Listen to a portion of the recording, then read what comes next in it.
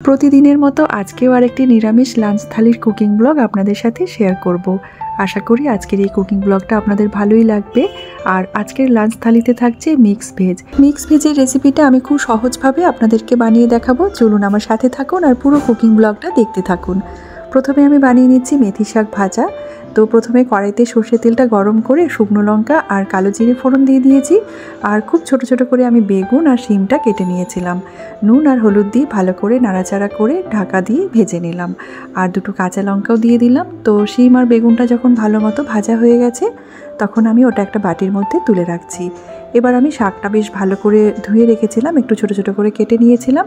শাকটা দিয়ে দিলাম আর খুব সামান্য দিয়ে দিলাম নুন, কারণ শিম আর বেগুনেও আমি নুন দিয়েছিলাম, তো সেই কারণে শাকের মধ্যে পরিমাণ মতো নুন দিয়েছি। ভালো করে নাড়াচাড়া করে নিয়েছি, শাকটাকে ঢেকে রেখে ভাজা করে নিয়েছিলাম। আর নামাবার আগে একটুখানি আমি দিয়ে দিয়েছি গুড়ের পাউডার, কারণ শাকটা একটু মিষ্টি মিষ্টি হলেই খেতে ভালো লাগে। তো শিম আর বেগুন দিয়ে আমার হয়ে গেছে মেথি শাক ভাজা। এরপর আমি বানিয়ে নিচ্ছি মিক্স ভেজের রেসিপিটা। ফুলকপিগুলো একটু ছোট করে কেটে নিয়েছিলাম, নুন আর হলুদ দিয়ে ফুলকপিটাকে একটু লাল করে ভেজে তুলে রাখলাম। ওই তেলের মধ্যে দিয়ে দিলাম গোটা জিরে, গোটা গরম মশলা আর তেজপাতা ফোড়ন। এরপর আমি দিয়ে দিচ্ছি গাজর, ক্যাপসিকাম আর আলু। সমস্ত সবজিগুলো আমি একটু লম্বা করেই কেটে নিয়েছি। এবার স্বাদ মতো নুন দিয়ে ভালো করে নাড়াচাড়া করে ঢেকে রাখলাম। এখানে আমি একটা মশলা করে নিচ্ছি, আদা, কাঁচা লঙ্কা আর দিয়েছি কয়েকটা কাজু। ভালো করে মিক্সিতে মশলাটাকে বেটে রাখলাম। এবার আমি ঢাকনাটা খুলে নিয়েছি। আলু, ক্যাপসিকাম, গাজর বেশ ভালো মতো ভাজা হয়ে গেছে। বেটে রাখা মশলাটা দিয়ে দিলাম আর মিডিয়াম আঁচে ভালো করে মশলাটাকে কিছুক্ষণ নাড়াচাড়া করে নিলাম। এরপর আমি দিয়ে দিলাম ভেজে রাখা ফুলকপিটাও। ফুলকপিটা দেওয়ার পরে কিছুক্ষণ নাড়াচাড়া করে আমি মটরশুঁটিটা দিয়ে দিচ্ছি। মটরশুঁটিটা আমি একটু পরেই দিচ্ছি, কারণ মটরশুঁটি রান্না করতে করতে গলে গেলে বেশ খেতে ভালো লাগে না, সেই কারণে আমি মটরশুঁটিটা পরে অ্যাড করেছি। মশলাটা বেশ ভালো মতো কষানো হয়ে গেছিলো, তখন আমি এর মধ্যে দিয়ে দিলাম হাফ চামচ করে জিরে গুঁড়ো, ধনে গুঁড়ো, কাশ্মীরি লঙ্কার গুঁড়ো আর হলুদ। আর কাসুরি মেথিটা একটু ড্রাই রোস্ট করে নিয়েছিলাম, সেটাও আমি একটু গুঁড়ো করে দিয়ে দিলাম। আর মিষ্টির জন্য দিয়ে দিলাম গুড়ের পাউডার। বেশ ভালো করে মশলাটা কষিয়ে নিয়ে এখানে আমি দিয়ে দিলাম দুধ। দুধের পরিবর্তে আপনারা চাইলে জলও দিতে পারেন, তবে দুধ দিয়ে এই মিক্স ভেজটা রান্না করলে এর গ্রেভিটাও খুব ভালো হয় আর এটা খেতে কিন্তু ভীষণ ভালো লাগে।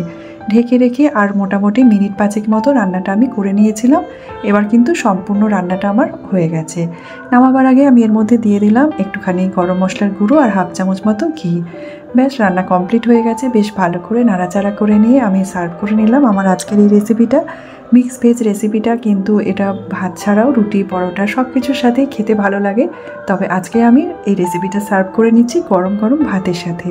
যেহেতু আজকে নিরামিষ লাঞ্চ থালি, সেই কারণে শাক ভাজা আর এরকম একটা মিক্স ভেজের রেসিপি হলে আর কিছুই প্রয়োজন পড়ে না।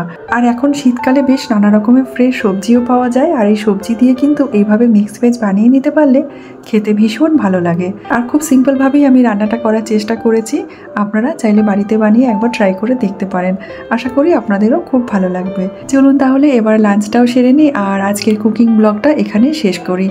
আপনাদের কাছে আজকের কুকিং ব্লগটা কেমন লেগেছে অবশ্যই এটা কমেন্ট করে জানাতে ভুলবেন না। আমি কিন্তু আপনাদের কমেন্টের অপেক্ষায় থাকবো। আর আপনাদের সাথে আবার দেখা হবে কালকের কুকিং ব্লগে। আপনারা সবাই খুব ভালো থাকবেন, সুস্থ থাকবেন। ধন্যবাদ।